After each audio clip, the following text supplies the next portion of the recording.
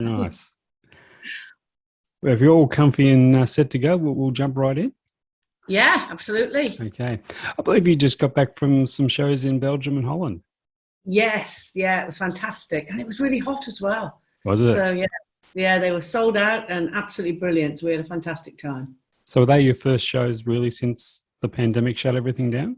No, we had one in London at the beginning of the year and a couple of festivals at the beginning of the year as well, big indoor festivals, which were great. So yeah, we have put our toe in the water, Oh, good. but we're really at it now, so it's great. Must be great to be out there again, yeah. Oh, after how it's been, yeah, it's just great to be with the band and see the band, so yeah. I want to talk about this wonderful new record that I'm loving. I've listened to it a few times now, but just a little background first, if that's okay. Yeah, absolutely. Now, you were just a young girl of 6 years old when Led Zeppelin formed, so you grew up through your school years with your older brother being the drummer in one of the biggest rock bands in the world. That must have been, I did. Well, all must my have been school amazing. friends all my school friends were listening to David Cassidy, the Osmonds, and the Jacksons. It was a bit of a strange one, being six and really loving Led Zeppelin, Oh, but it was no, it's amazing. Robert and John played at my 6th birthday party. Oh, wow. Yeah, it was great, and I think later on again at my 16th. Yeah, I mean, it's what I've always known. So I guess for me, it's just always been there. But I can honestly say, thank goodness they were so brilliant, because I love Led Zeppelin. Yeah. It might have been a bit tricky if my brother had been in a really rubbish band, It was pretty lucky for me that they were absolutely amazing and have influenced and inspired my life, So, Absolutely. Yeah. Have you ever stopped to wonder if you would have pursued music anyway, had you not had that musical influence in your family? I have thought about that, yeah. And I don't know is the answer to that. Possibly not, I don't know. I've always been very much into animals, and I've always rescued animals and been, a patron of and trustees of charities rehoming racehorses, and I've been quite active in trying to stop the sort of the use of animals and then just dumping them, that sort of thing, in industry as well. So I think my brother John always thought I'd be a vet, always, and I think he was hoping that was what I was going to do. I don't think he was keen on his kid sister going into the industry that he knew that was a bit unsavory back then, especially for women. So, and especially young girls. So I think he probably just thought, we're hearing it all now in the film industry, Yes, yeah.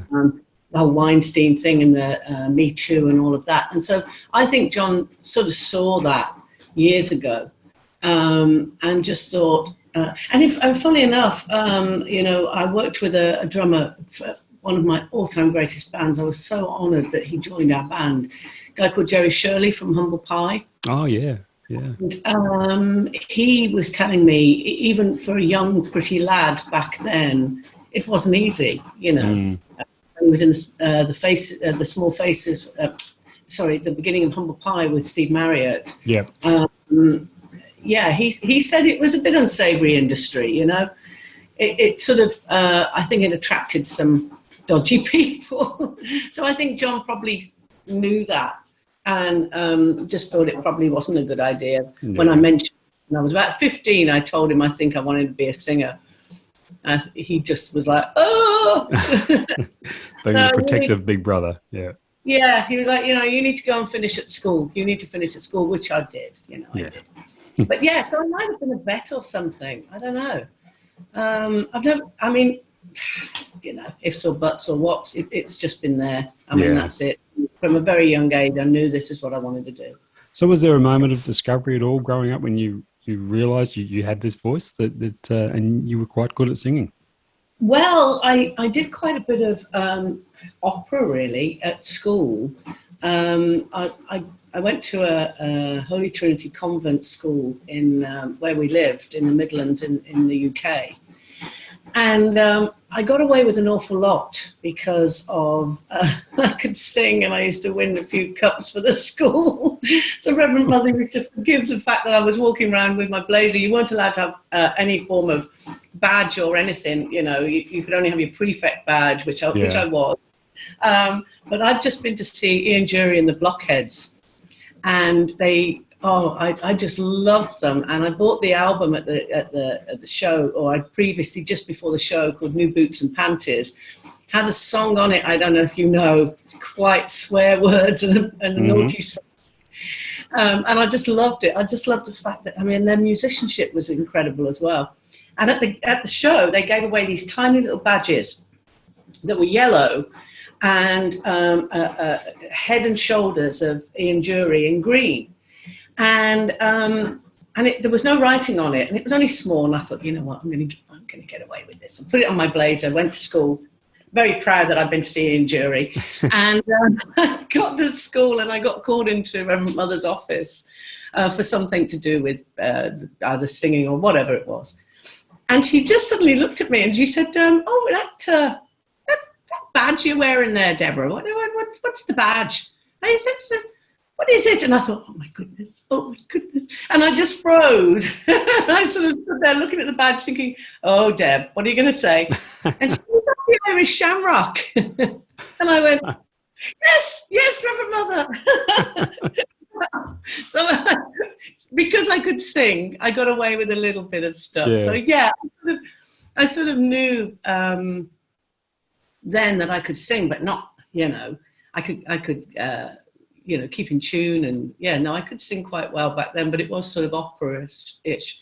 It wasn't till sadly after John had passed away, and we were thrown into hideous darkness. But about a year went by, 6 months to a year, and I rang up Robert Plant, who is a dear friend and lived nearby, and asked if I could pop round to his he had a tiny little studio in his barn, like little 4-track tapes and everything. This was that long ago.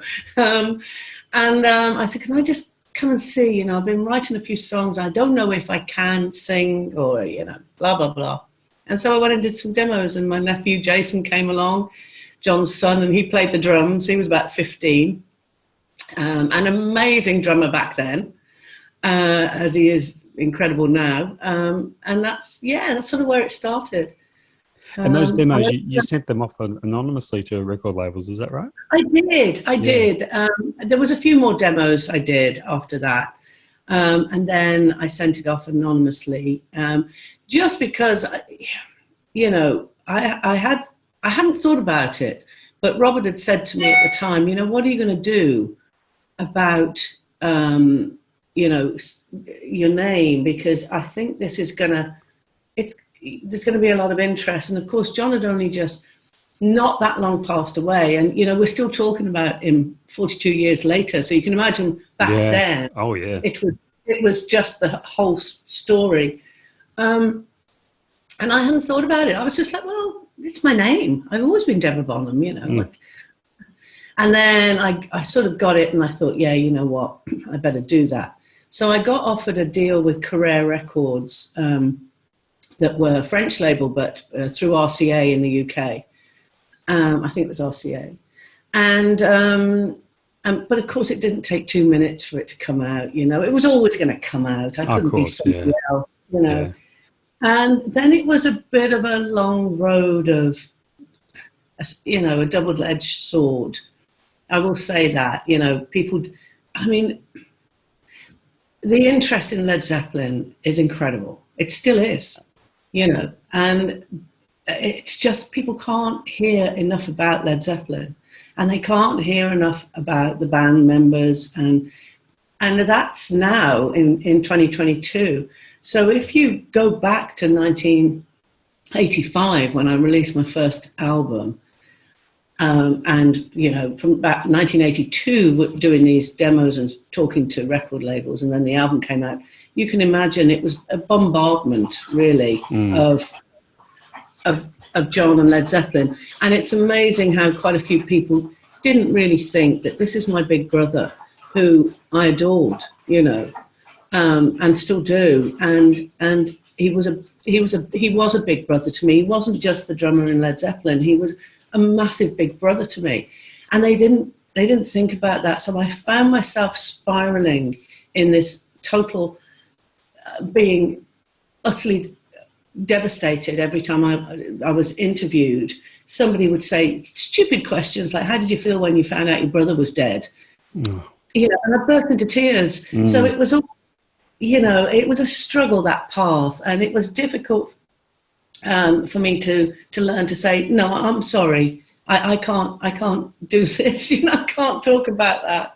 So yeah, it was a bit of a double-edged sword back then. Thankfully, stuck to the path and just kept going the way I wanted to go. Yeah.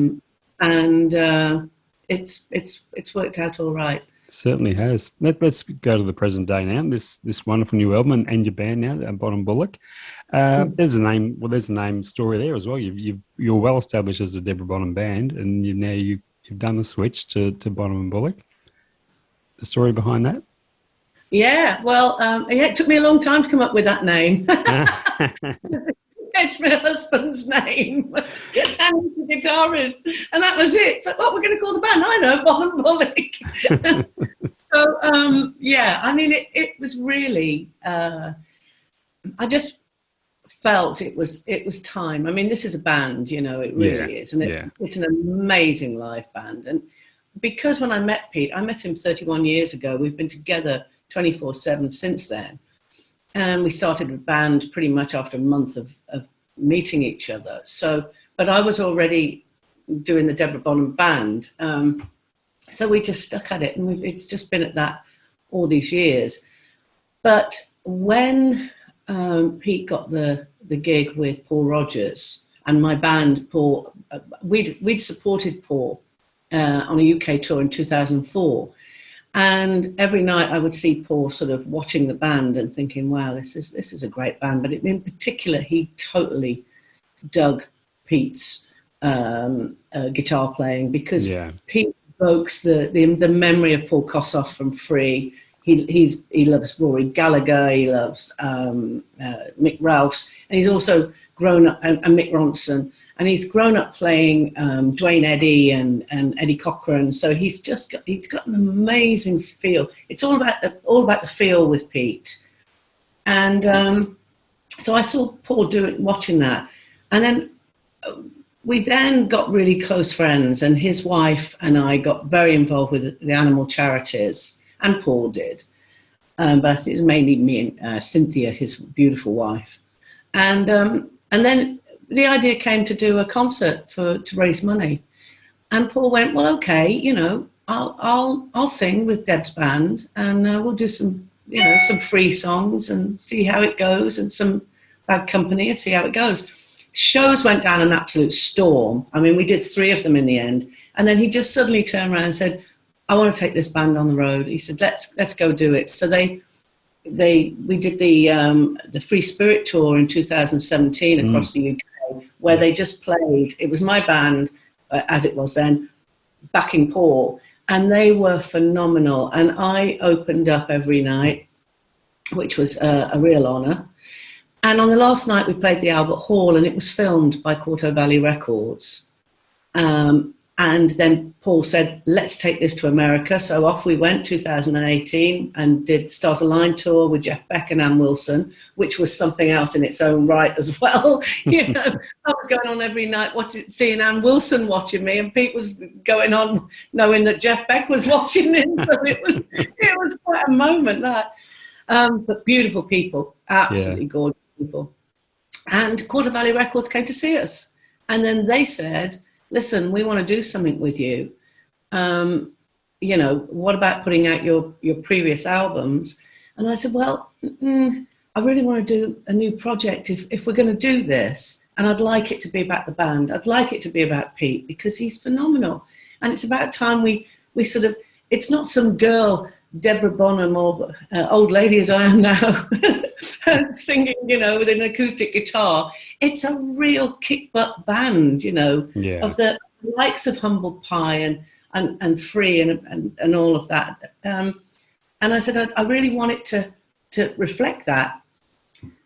They thought it was great, and I said, how about doing some covers, some obscure, some contemporary, some classics, all rooted in the blues.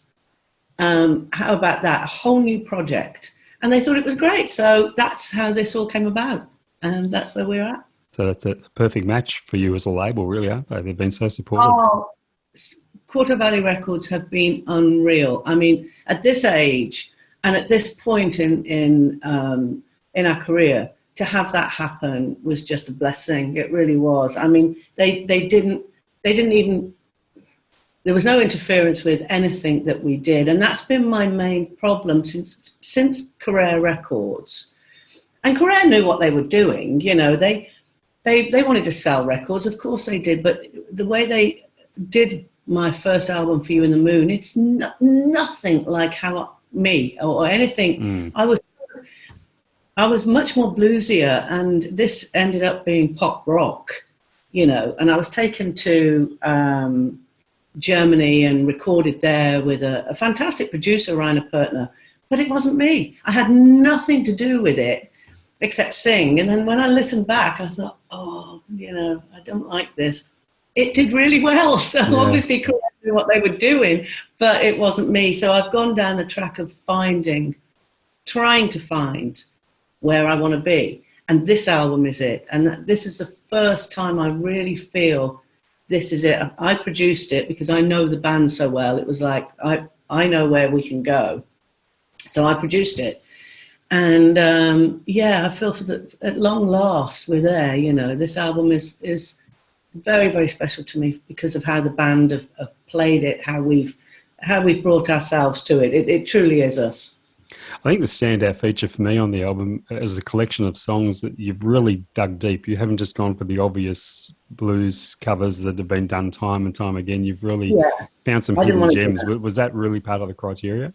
Absolutely. I didn't want to do that. I just thought, I'm very much rooted in the blues, but I love soul and I love rock. I love, I've come up this path with Led Zeppelin behind me. It's always been my go-to band that I absolutely adore.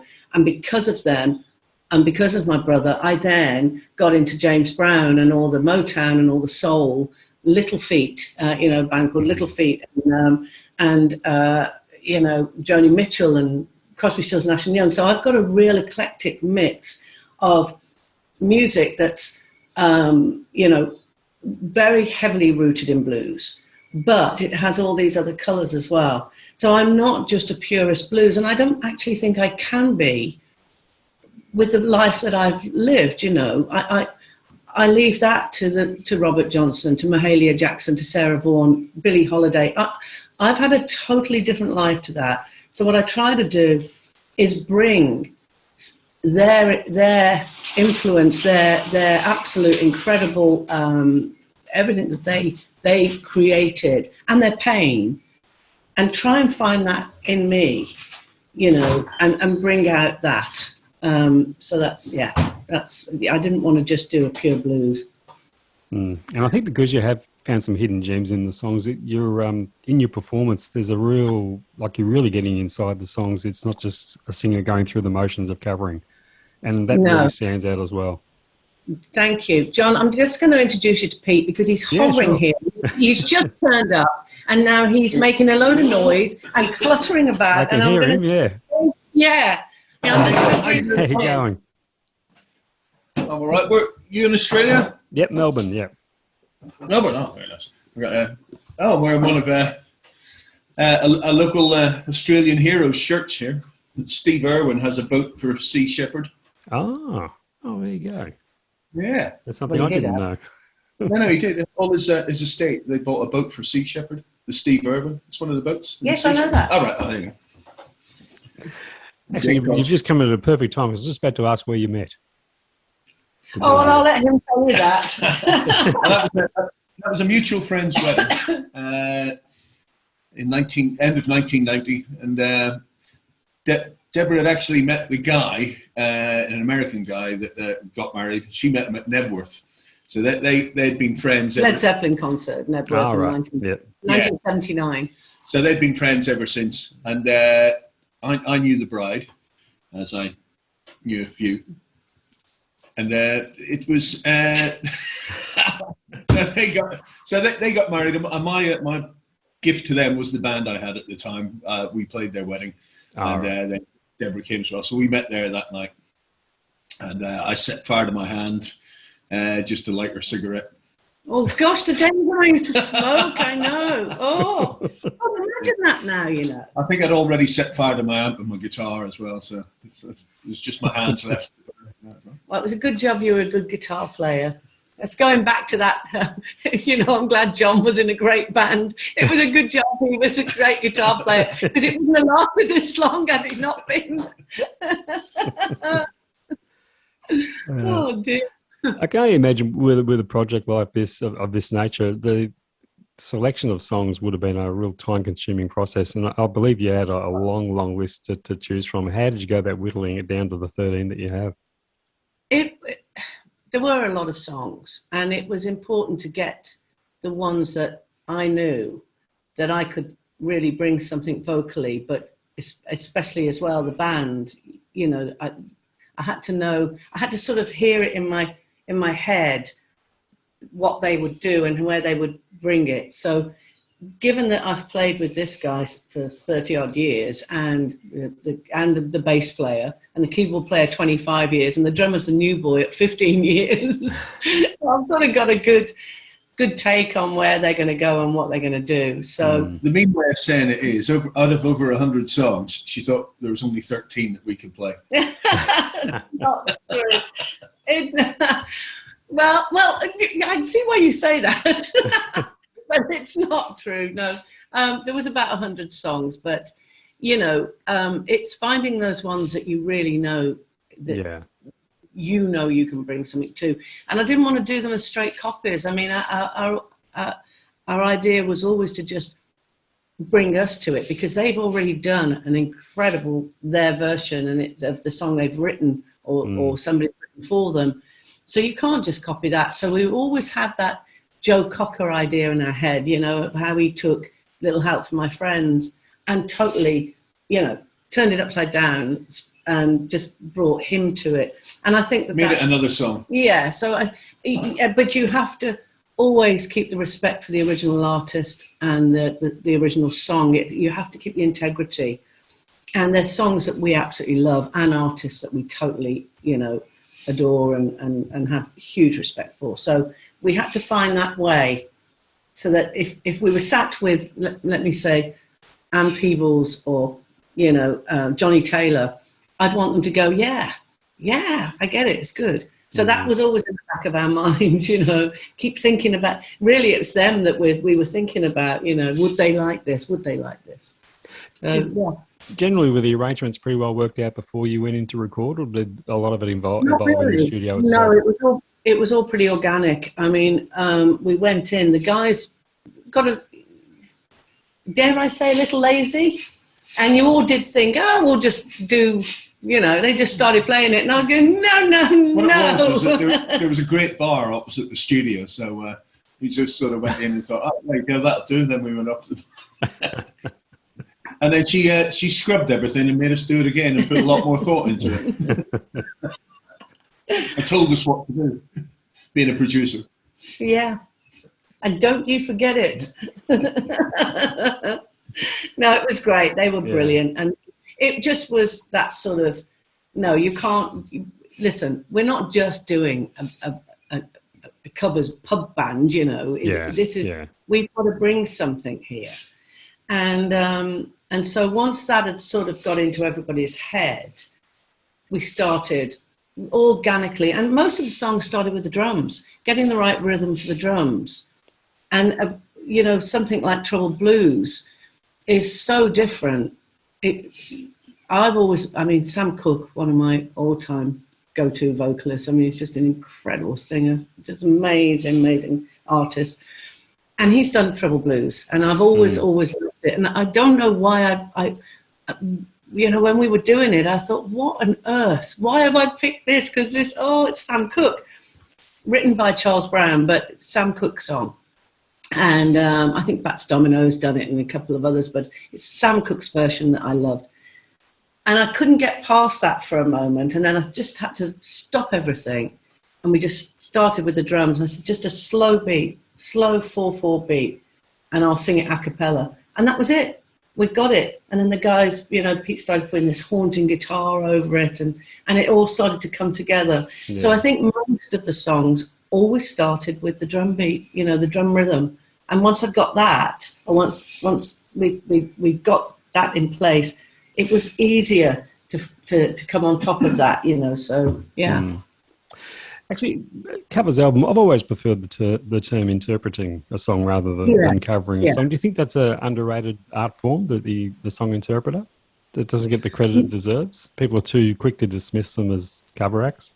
Well, I think if it's a straight, you can hear people just do covers. I think ours has been described in that we've done a lot of press lately, and quite interpretations has come up quite a lot. Yeah. So I think a lot of people are getting that it's not. I mean, you've only got to listen to some people do straight cover albums today, don't they? And I find they don't have any shelf life. They don't have any soul either, do they? It doesn't seem any point in doing it. No, because it lacks that. It lacks their soul and their personality. We probably put more thought and work into this than our own albums, writing our own songs. Well, that's because writing. When I write, it comes out. So I've got a pretty good idea of where it's going to go with this. It's like, okay, where do we go? You've got to try and strip it back and then start again, but you've only got to listen to Robert Plant. You've got to make it different and then make it cool at the same time. So you've only got to listen to some of Robert Plant's solo albums lately. He's done a few deep, very deep cuts, and some great, he's done Los Lobos, amazing. He did Little Angel Dance, and he did an incredible version of that. And I think there's a band called Low, and it's called Monkey, and he's done a version of that. And again, it was on his Band of Joy album. So I sort of, had my mind on how he took things too, because he's been brilliant at doing that. And nobody even knows that it's a cover song, really, or not cover, that somebody else has written that song. Yeah, yeah. I believe Robert was responsible for the idea of sending it over to Peter Gabriel's studio for the final mix. Is that right? Yeah, he was. That came. We recorded it down the road from us in a great little chapel. Guy bought this chapel, a guy called Paul Broughton, and turned it into this fantastic recording studio, amazing live room, and it's got a wonderful vibe when you go in there. It's only down the road, literally down the lane from us, so it was perfect. Yeah, handy. And we had a guy called Dave Evans who engineered it for us, and it was recorded beautifully.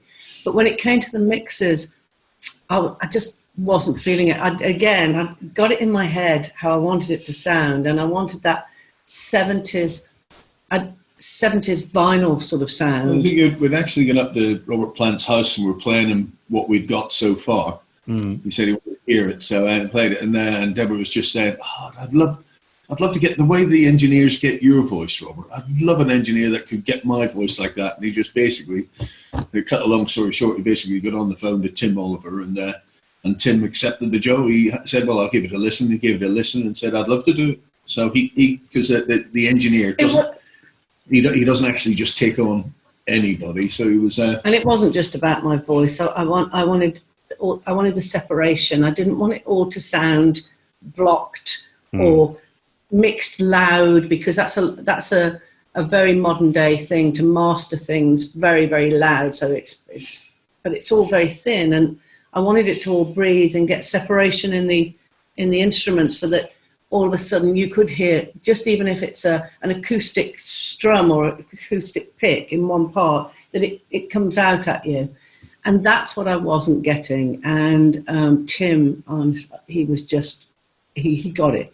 Yeah. I think we were minded on that one, and he just got it. And it was fantastic. And it was lockdown, so it was really laborious, because he had to send it, and I had to do it on the laptop and time code it and go, oh, could you push that hi-hat? Can you bring that down? It was really laborious. And then they lifted the restrictions and we were able to go, and it was brilliant, wasn't it? Mm-hmm. Got more done in the one day just sitting there, you know. So, oh, can we just, instead of typing it all?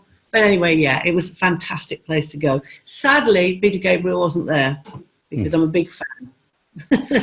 Were there any songs on the album where you really surprised yourself, or at first you were a little bit tentative about whether you'd be able to do it justice, but in the end you really did? I think we got two. Definitely two. Yours would be "Can't You See What You're Doing to Me"? Oh yeah. That was a real dead end for me. I thought, well, you know, what do you do to an Albert King song that? Yeah. It's like, I was thinking, what? Don't do this to me. No, do something. No, Albert's. So we took it back to the drums. Anyway, so they still made me do it.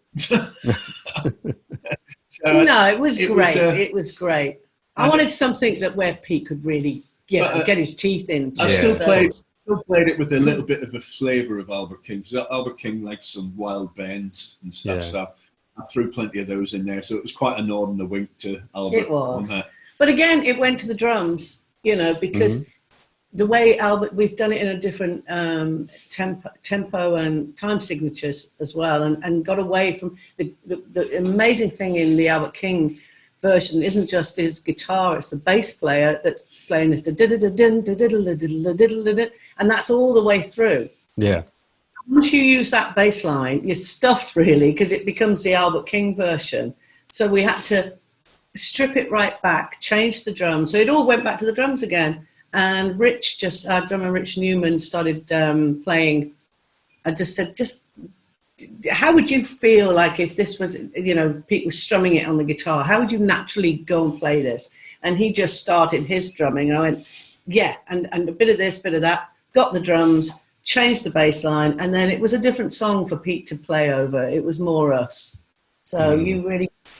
What was the other one you were thinking? Trouble Blues. Oh yeah. That was. You know, I kept thinking about Sam Cooke and thinking, how am I going to get there? Funny, difficult for you. When it came to the guitar bit of the solo, I mean, I not that I found it easy, but it naturally laid out a path for me. So that was... That's because the trouble I'd had was getting it to there. It wasn't that trouble with the vocal. It was finding a way to do it. So when it came to the guitar, it was just, I don't know, all I could hear was Peter Green and Paul Kossoff in my head when it came to the guitar part there. So I think you got a touch of Gilmour in there as well. Gilmour, yeah. It's got a little bit of, when I listen to the song, I can hear all of our influences, including, you know, all the rockier bands like the prog rocks, like Pink Floyd. I can definitely hear a bit of Pink Floyd in there with a few sounds, and Genesis, early Genesis, a couple of the songs, you know, because I was a big early Genesis fan and still love them, but you know, I do love Peter Gabriel in them. And so I can hear all these little things, and you can hear a bit of Peter Green, and you can hear Duane Eddy. Got a bit of Duane Eddy on the album somewhere. You know, there's all sorts of. What have you been saying lately that Buddy Guy said? Blues is a jumbo. Oh, he says there ain't no such thing as pure blues. Blues is gumbo. Blues is a gumbo of everything thrown. Yeah, absolutely. Yeah, it wasn't gumbo. It's a gumbo. It's a gumbo. It's a gumbo of all your feelings thrown into a pot. Yeah. He gets that, but that's how we get it. Yeah.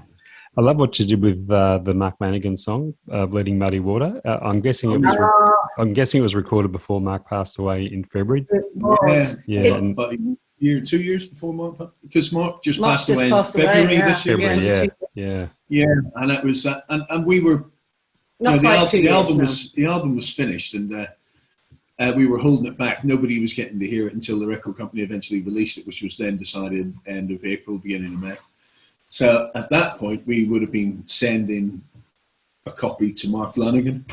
Yeah, that's so sad. So when he died, it took the wind out of our sails when he died in February. Not somebody we were expecting to die. No, of course. I'm so excited about playing it to him, because I think he's one And of he the... moved back to Ireland as well. I think he's one of the most underrated singer-songwriters. He's known for being in the Screaming Trees. Keep saying underrated. He's not underrated. Oh. Everybody thinks he's great.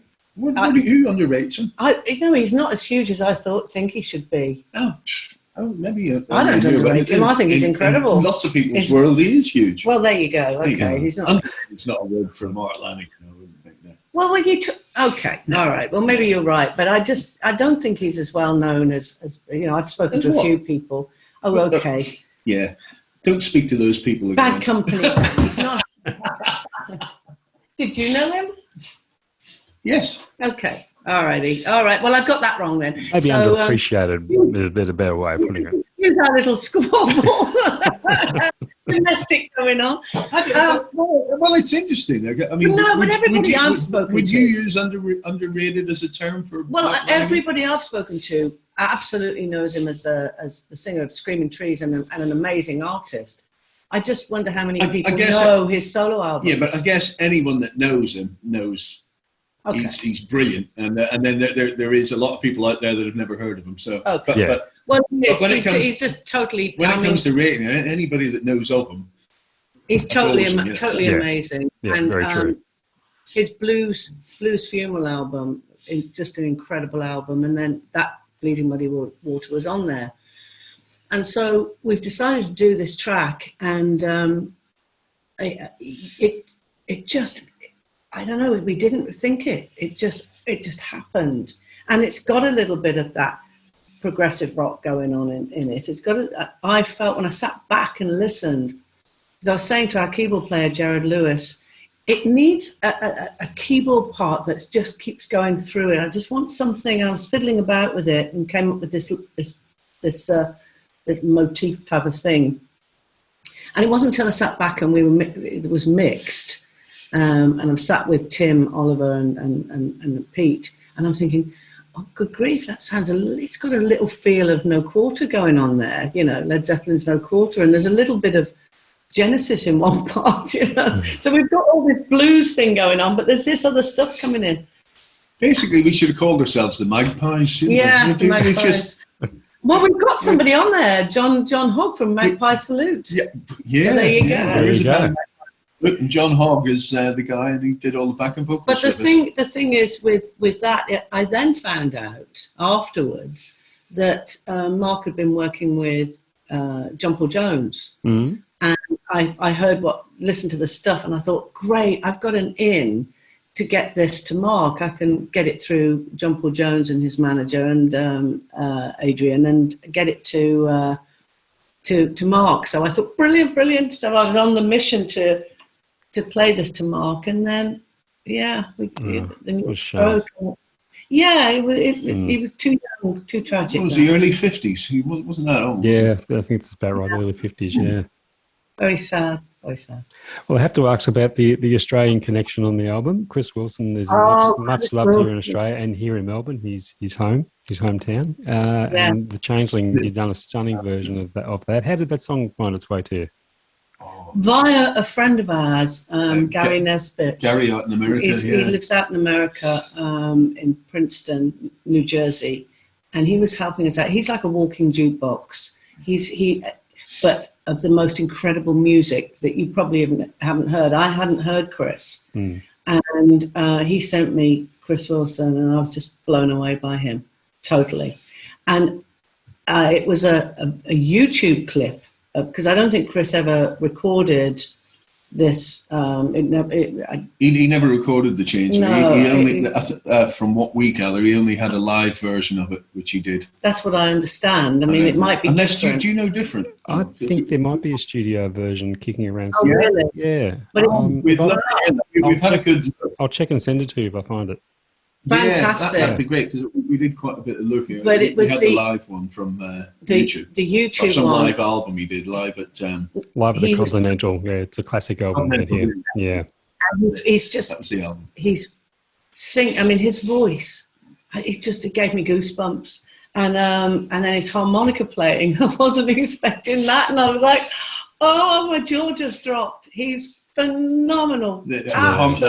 harmonica was that was that like hair lifting. That was hair standing on it. And the whole song, he's so dark. He's almost in a similar kind of genre as Mark Lanigan kind of vibe when we approached both songs. They both had. He's got a bit of Leonard Cohen going on as well. They both got a bit of darkness and sadness, and which is all. But this incredible voice, and again, even though The Changeling isn't a blues song, it's absolutely laden, dripping with blues. According to Buddy Guy, it is. Yeah, absolutely. Yeah. So it was just, I just wanted to do it, and the sadness is the blues. So. It came. We had to find the right way, because the way he did it was just so amazing. So it was finding how we were going to do this. And I just suddenly sat there and went, you know what? I need some pedal steel guitar. And our great, great friend, BJ Cole, who's played with just about everyone. But we've known him, he's played on other albums. On 2 previous albums. He's a great friend. I said, let's phone BJ. And he came in and he started just playing it. And I get all emotional talking about it, because I just sat there and I just grabbed Pete's arm and went. BJ's fantastic to record, because like the whole way we were doing the album, we were trying to sort of get a sort of organic feel and soul to it. Let somebody rip on a track, get their feeling into the song. And BJ just sets up and we run the song, and he's straight in there, and you can't interrupt him or suggest anything to him. No, you just sit and let him do it. You let him plug his stuff in. There's no producing BJ. And off he goes, and it's like, and he'll maybe give you one more take on it, and then that's it. It was just phenomenal. Then you got to move on. And then when it was done, and when the track was ready and I sang it, we lit a couple of candles, and it was a one take. And honestly, I got so emotional at the end. I was really, because the lyrics are so incredible, but so heavy, Anyway, I just thought, oh gosh, I felt something going on. And then we managed to get this track to Sarah, his widow, Sarah Carroll Wilson, who's an incredible singer in her own right as well. She certainly is, yeah. Yeah, and his 2 boys. I've been listening to his sons. And I've seen them, Sarah with the boys as well, playing. Fantastic. And I got it to her, and had a lovely, lovely response. And she's into rescuing animals and everything else, and we've connected. Beautiful, beautiful woman. I did have to change just one. I had to change a little lyric, just because the record company weren't quite happy with what it was. There was a little bit of swearing in it. I did say to her, because I said, I'm sorry. I think the sons that thought I should have done it, but I said, I'm sorry. I had to, toe the line a little bit there. But other than that, it's pure.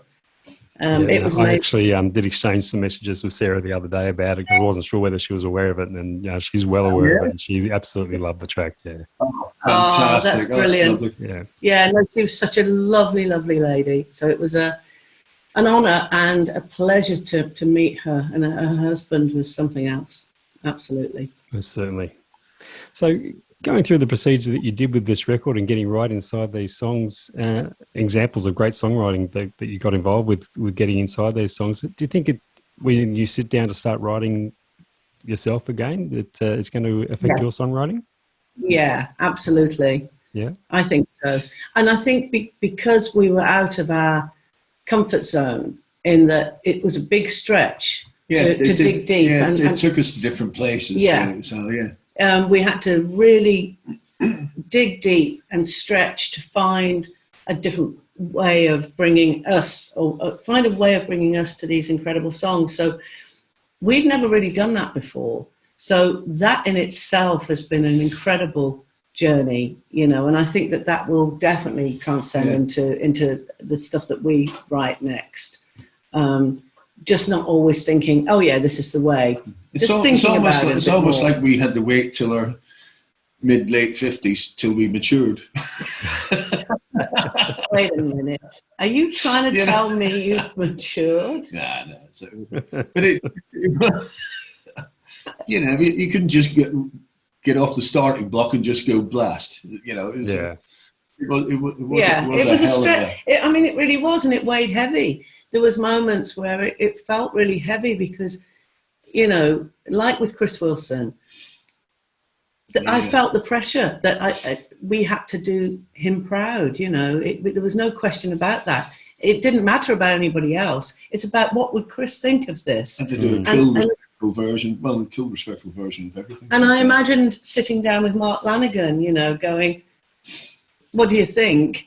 And so it was all about that. There was never a moment where we thought about anybody else other than those writers and those performers, and thinking we have to do these people proud, you know. So yeah, it weighed heavy at times. There were moments where I kept thinking, "Oh, I don't know," but kept going through it. And then the more it unfolded, the more I thought, yeah, we're getting there, you know. And then Tim was just icing on the cake, and unbelievable. So down the track, would you foresee a sequel to this album? Do you think of all the songs you didn't include in this album, maybe you might get around to doing another one? No, there weren't any others that are on the 100 that we had. I know that sounds crazy, but there weren't. These I knew. I'd have to then now start again and dig around. I just know that the ones that I was listening to before, I knew that they weren't right. So I knew the theme were. I would say, but there'll be others out there that are possibly right. in the next 6 months or so. We'll probably pick up suggestions or we'll start thinking about it. But I'm sort of feel free to throw any in at any time. Sure, I will. I'm feeling like writing some.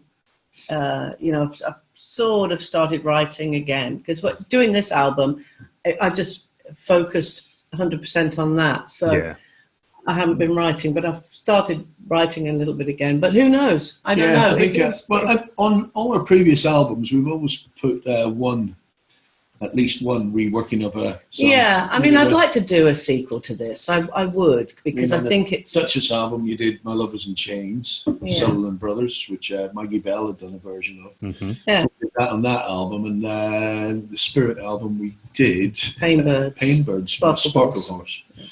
But we'll see. I mean, we don't have any plans really at the moment. I think at the moment it's about this album and about getting out on tour. We want to come to Australia. We're here waiting for you. Our festival season's in the first quarter of the year. That'll be the time to come down here. Yeah, first quarter of the year. Yep. Of course, you have a summer Christmas, don't you? That's right, yeah. So you can come down here and avoid winter. Oh, that sounds brilliant. Yes. Yeah, we'd love to come. It's about that right now. We're going to go on tour and then it'll come to us. You know, it normally does. If you're on the tour bus, you suddenly think, you know what, let's do another album. And I mean, you never know. It could be anything. It depends on what mood we're on the tour bus. Sometimes I keep saying, let's do a soul disco album. And everybody goes, can we drop her off at the next block? Look, got to thank you both for your time. Congratulate you once again on a fantastic album. And it's great to catch up with both of you. I thought I was only going to be speaking to Deb, so it's good of you to drop in, Pete, and the full family chat. Thank you so much for having us. It's been brilliant, John. Thank you, and I'll keep everything crossed. We do get you down here in the not too distant future. It will be. If you know any of the promoters for the festivals out there, please let us know because we would love to come and get. Yep, I'll send you some links. Yeah, for sure. Thank you. Okay. We have a new that's taking on the world, so we can pass them all on to there. Thank you so much. Thanks to you both. All the best. Bye-bye, John. Bye.